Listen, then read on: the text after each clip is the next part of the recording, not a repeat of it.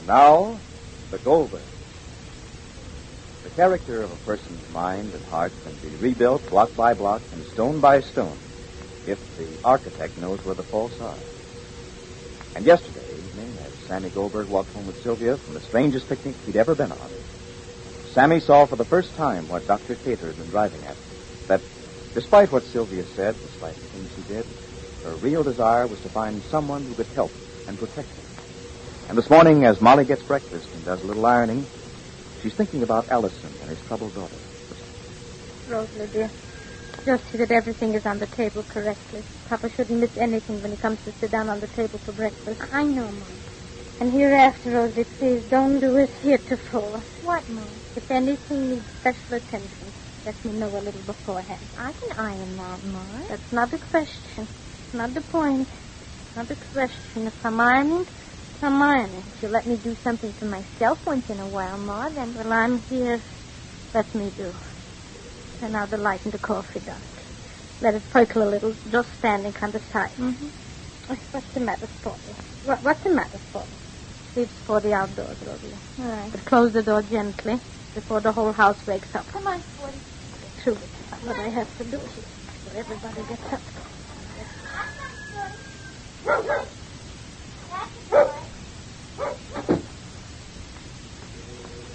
Sammy's up already. Sammy's up already? Mm-hmm. So early? Mm-hmm. How do you know? I heard him. Oh, what'll be with that boy, but... Do you think that Dr. Kate is in love with Sylvia, Mom? Not mine concern, Rosalie. He's too good for her. Just like Sammy was too good for her. Who'll be good enough for Sammy? Who? I know exactly the kind of a girl I'd like for Sammy. A girl like you, Rosalie? Mm-hmm. A girl like me, Mom. You'd like that, wouldn't you? Very much. Where will Sammy find a girl like you? He can't find somebody like me, then let him find somebody like you. You see? You see now how you're going from the impossible to the extreme impossibility, huh? What's the laughing? Laughing, Jake. We're just... There's so much to laugh about in my house, eh? Here, Rosalie. Take this rest. Tell me the joke. Let me also laugh. Nothing, Jake. Well, where ignorance is bliss, it's folly to devise. Laugh, my dear daughter and dear wife. Laugh. Sit, Jake. Bring over a chair for Papa, dear, Rosalie. And put away the ironing board. Where's my water? Water? You're taking pills? I just want water to drink without pills. Oh. Without, water without pills, Rosalie. Jake, darling, what would you like? Jake, dear? What I can't have, evidently. Peace of mind.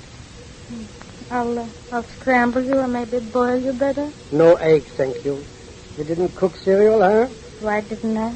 Maybe it's the same as yesterday. It isn't the same, dear. What kind? The kind you like. The way I feel, Rosalie, dish Papa out. Just 2 spoons. Oh. Samara? Good morning. Good morning. Good morning. You're up early, Samara? Why not? Any reason why you up so extremely a.m.? No reason.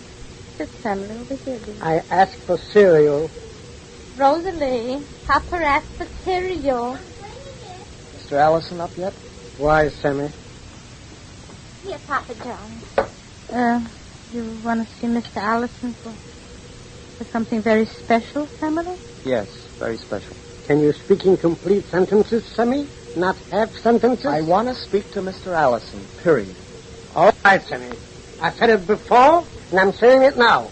Your life is in your own hands. Do with it as you will. Jake, you're serious. She told you she wouldn't marry you. Isn't that sufficient? Jake. Stop Jake me, Molly, please. Bring Papa's coffee.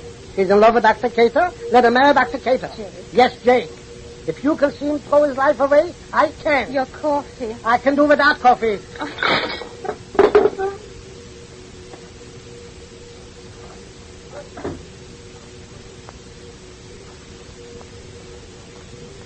Listen. Should I bother you? Give me the roller. I cannot bother you.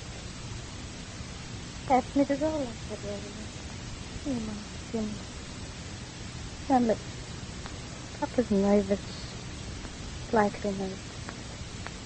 Push over those blue mustard exactly there. Push over a little bit. Yeah. Just family sugar. Feed the breast. Eat, family. Please. Allison? Good morning. Morning. Morning.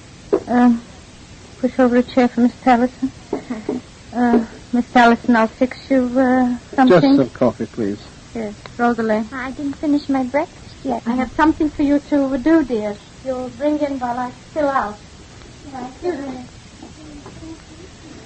How do you feel this morning, Sammy? All right. Sylvia up yet? I don't think so. Mr. Allison, Yes, Sammy. I think you should go over to Dr. Cater and talk to him. I'm afraid, Sammy, that I'm not a young girl. I can't confide so easily. He doesn't want you to confide. Whatever he wants, I don't understand. All I know is that confusion leads to confusion, with no way out. It's because you don't want to find a way out. Indeed I do, Sammy. But what can I do? Now she's in love with this Dr. Cater. I don't think she is. Your father says she is. Sylvia says so, too. But I don't think she is. That's too complicated for me. Sylvia is complicated. And you're the cause of it. Me? Yes. After all this time, after blaming and arguing, suffering, too, you turn out to be the real cause of everything. Is that what Dr. Cater says? That's what I say. That doesn't sound like you, Sammy. The key to whatever is wrong with Sylvia is in you. Are you becoming a psychoanalyst, too? No. That's a very easy way out, Sammy. Blaming me. Well, if that's what Sylvia thinks, I'm willing to take the blame. It won't be unusual. Children like to blame their parents. The parents are most often to blame. You speak as a child. However I speak, the fact is that if you care at all for your daughter, you should go to Dr. Cater and... And what can he tell me? You mean, what can you tell him? Me? Yes. Perhaps it's something you did once, Mr. Allison. Something you did, or thought, or caused. Something wrong that's made Sylvia what she is today. Well, Sammy, what kind of talk is this? I'm just telling you what I think. Think, Mr. Allison. Think back. What did you do? Think back. And don't tell me. Tell Dr. Cater. Yesterday, when Sylvia and I walked home from the picnic, funny picnic it was, too, she told me she was in love with Dr. Cater. And she said she wanted to love someone whom she would need. Someone who wouldn't need her. She wanted a protector, a rock to lean on. She wanted to be safe and hidden from the world. She thought Dr. Cater was the man. But that's only what she thinks. Sylvia wants a father, Mr. Allison. And in her mind, she has none. You don't seem to fit. But you're the only one that can fulfill the emptiness she lives with now. You're the one.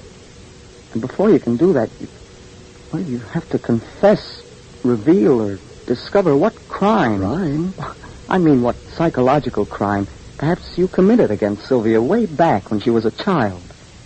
I always was a good father, Sammy. In your own mind. Remember, Mr. Allison, it's true. The sins of the parents are visited upon the children from generation to generation. Yes, Ma. Excuse me, Mr. Allison.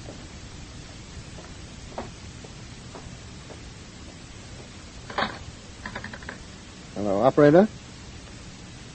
Get me Dr. Cater's office, please. Yes, Dr. Cater, Jr. And Allison thinks back and, sitting quietly, suddenly sober, not fighting back. What did happen so many years ago, and how will it affect Sammy's life and Sylvia's?